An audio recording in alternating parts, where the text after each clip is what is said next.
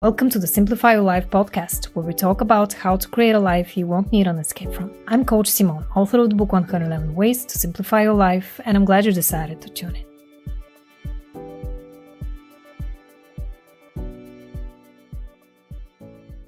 In today's podcast episode, we're going to talk about emotional regulation techniques, and I'm going to share with you 3 simple ways to regulate your emotions. Emotional regulation is something a lot of us struggle with, and it is definitely something that you need to work on if you want to become more emotionally mature.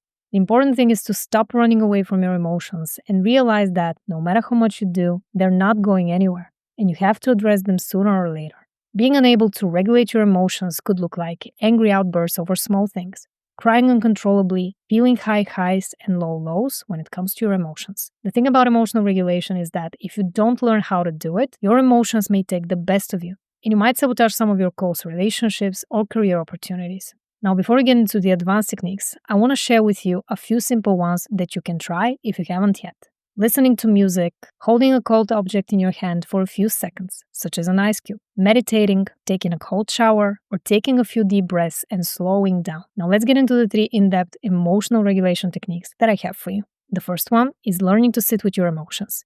One of the best ways to practice emotional regulation is learning to sit with your emotions. Let's say you just got into a fight with your partner. Now you feel sad, maybe lonely, but you're masking it by pushing them using the silent treatment. Instead of addressing your feelings, you're running away from them by trying to focus on the other person and escape taking responsibility for your actions. What you can do instead is go to the other room and spend some time with yourself. Try to figure out what's really going on. Ask yourself some introspective questions such as, how do I feel right now? What is the most prominent sensation in my body?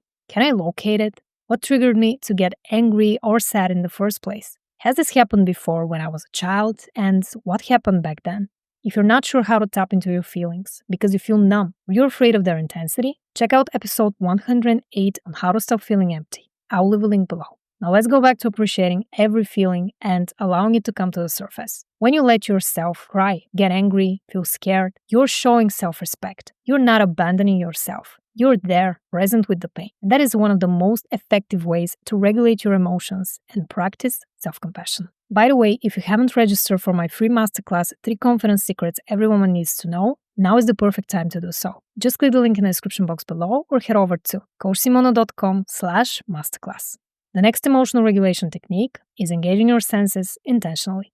This quick exercise will help you sharpen your senses and become more aware of the present moment. Here's what you need to do. Pick a material object, such as a pen, glass of water, your headphones. It doesn't really matter. Now focus all of your senses on that object.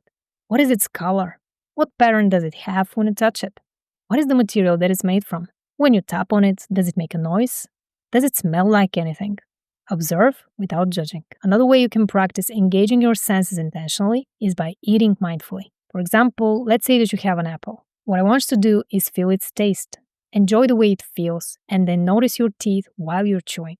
I know that observing your food and eating slowly might feel weird at first, but that is the foundation of mindful eating. Which brings me to the next emotional regulation technique, which is practicing objective observation. You've probably heard of mindfulness before, which is all about observing your surroundings non-judgmentally and being present in the here and now. In this podcast episode, we specifically focus on practicing objective observation when it comes to your thoughts, emotions, and behaviors. One of my favorite tools from cognitive behavioral therapy is called the Automatic Thought Record tool. Here's what it does. It helps you track your negative thoughts, then you write down the intensity of your emotions from 1 to 10 and notice what behaviors you engage in as a result of that. Now, why is this tool so helpful when it comes to regulating your emotions? The entire purpose of using the Automatic Thought Record tool is to become better at observing your thoughts objectively without getting too caught up in your own mind, and then substituting the unhelpful thoughts with more loving and compassionate ones. Here's a quick example. Let's say you had a bad day at work and you're having a lot of self-loathing thoughts, such as, I can't get anything right, I'm such a failure, my boss hates me. As a result of these negative thoughts, you're feeling probably ashamed, guilty, sad, frustrated, maybe even angry at yourself. And what do? You turn to one of your coping mechanisms, such as eating junk food or watching TV to escape the pain. By using the Automatic Thought Record tool, you can instead turn to a more helpful approach and reframe these negative thoughts by practicing self-compassion. You can do some fact-checking and see reality for what it truly is, in a more objective, non-judgmental, and detached way. As a result, you can write down more loving, self-compassionate alternative thoughts, such as, there are a lot of things that I'm good at. I'm doing the best that I can at work, and that is enough. I am not my job, I'm already enough. My boss doesn't hate me. They have their own personal issues going on.